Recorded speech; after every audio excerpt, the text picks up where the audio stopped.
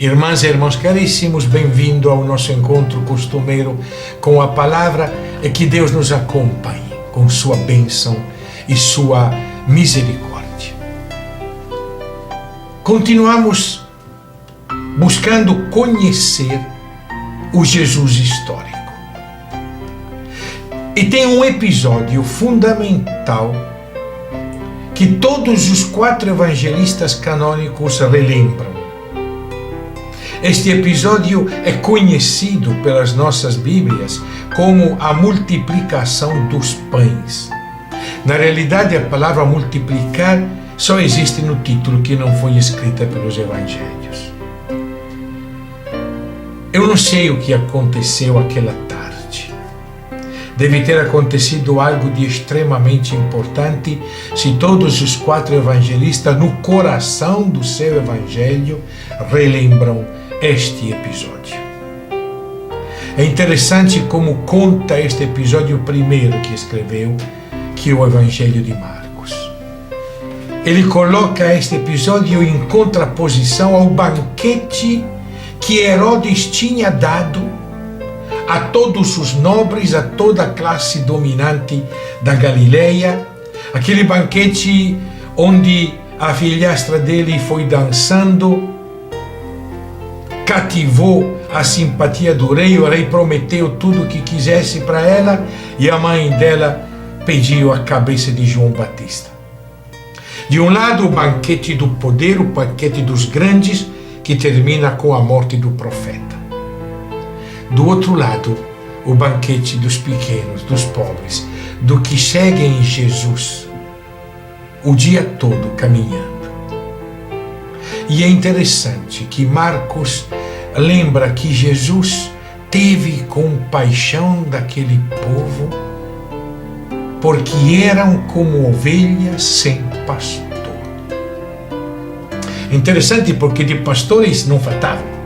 Havia os escribas da sinagoga, havia os sacerdotes do templo, havia as autoridades políticas, havia os governadores, havia um monte de pastores. Mesmo assim, Jesus tem pena deste povo porque eram como ovelhas sem pastor. Na realidade, esses pastores não estavam cuidando das ovelhas, estavam explorando as ovelhas. E ensinou longamente. Quando chega já de tardezinha, os apóstolos chamam Jesus. O texto é muito bem conhecido. Já é tarde. Manda embora o pessoal que está com fome, para que cada um possa comprar o que precisar. São os discípulos que têm pena da fome do povo. Jesus se preocupava com a causa, ovelhas sem pastor, os discípulos com efeito, a fome do povo. E a solução é a solução do mercado, a solução lógica. Como é que se vence a fome? Comprando e comendo. Então manda embora, que cada um se vire, procure comprar, procure comer, procure resolver seu problema. E Jesus que lhe diz: dai-lhe vós de comer. Dai, o problema não é comprar ou vender. A lógica não é aquela do mercado, mas é a lógica da família, a lógica da fraternidade, onde tudo é repartido. Dai-lhe vós de comer. E a reação dos discípulos, teimando no mercado, dizendo: sim, podemos até dar, mas precisamos de 200 denários para comprar tanto pão para dar de comer a todo esse pessoal. Eles podem até dar, mas para dar precisam comprar, precisam ter. Nessa lógica terrível que para ajudar o pobre nós precisamos dos ricos. Esquecemos que se os pobres são pobres porque os ricos são ricos. Este que é o ponto-chave. Alguém explorou o trabalho e a vida deles. E lá vem Jesus que pergunta: o que é que vocês têm aí? Dê uma olhada. Abrem sua sacola. O que é que nós já temos? A resposta é simples, são 5 pães, 2 peixes. Coisa pequena, coisa para o grupo poder comer. E aí vem a reflexão de Marcos. Jesus ordenou. Aqui é a ordem de Jesus. Ordenou que os fizessem sentar em grupos de 50, em grupos de 100. Essa é a preocupação de Jesus. Antes de saciar a fome do povo, é preciso que o povo reconheça um pastor, se organize. Jesus faz o serviço do pastor pedindo que o povo seja organizado, organizado em grupos, organizado em fraternidades. Improvisamente, aquele deserto vira uma leira florida, um canteiro florido de flores, e todo mundo senta na relva verde. Aquele deserto vira terra prometida antes de repartir o pão. Povo organizado, povo em grupos, buscando a antiga memória tribal dos grupos de 50, dos grupos de 100, que falava já o povo de Moisés no deserto. E improvisamente o gesto que é o gesto da fraternidade. Repito, o Evangelho não usa a palavra multiplicar, usa outras palavras: partir, distribuir, dar.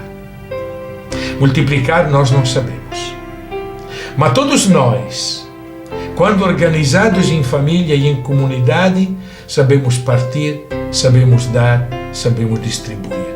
Este é o milagre. Todo mundo vai poder comer. Mas vai poder comer por quê? Porque a comida sai de um povo que transforma o deserto em terra prometida, organizando-se em comunidade, em fraternidade, em igrejas. E o pão sai das nossas sacolas e é repartido entre nós. E o que sobra não vai para o armazém do mercado, o que sobra são as 12 cestas, e voltamos com esse número 12, símbolo do povo. O excedente é do povo. Não pode servir para enriquecer o poderoso. E termina o texto de Marcos dizendo que Jesus, depois disso, os obrigou a subir no barco. Os forçou a subir no barco, enquanto ele ficava despedindo a multidão.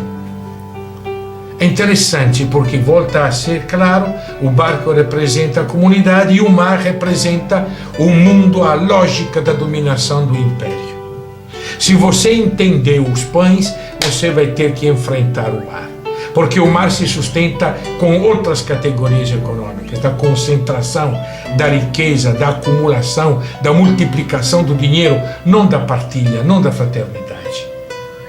E o pessoal remando contra o vento, fazendo uma enorme fadiga, enquanto Jesus, sem medo nenhum ao mar, caminha sobre as águas. E os discípulos dizendo: é um fantasma. Jesus que proclama: sou eu, sobe no barco, o mar se acalma, e veja como Marcos termina. Então subiu com eles na barca e o vento parou. Mas os discípulos ficaram ainda mais com medo, porque não tinham compreendido o acontecimento dos pães, e o coração dele estava endurecido. Uma igreja que não compreende os pães é uma igreja de coração endurecido, é uma igreja que não fala do Jesus vivo, mas fala de um fantasma. Essa é a questão do Jesus histórico. Ele não é um fantasma, ele não é uma visagem, ele não é uma fantasia. Mas para que o nosso anúncio, a nossa evangelização seja realmente a evangelização do Filho do Homem, do Deus feito gente encarnado, tem que passar pelo testemunho dos pães. Uma igreja que não partilha, uma igreja que não é sinal de luta contra a concentração do mercado, mas de partilha para todos, é uma igreja que, quando fala de Jesus, só está falando do fantasma. Que o Espírito nos ajude a sermos coerentes e acreditar no Filho do Homem e acreditar que todas as nossas riquezas têm que ser repartidas e partilhadas entre todas e todos. Até o próximo encontro.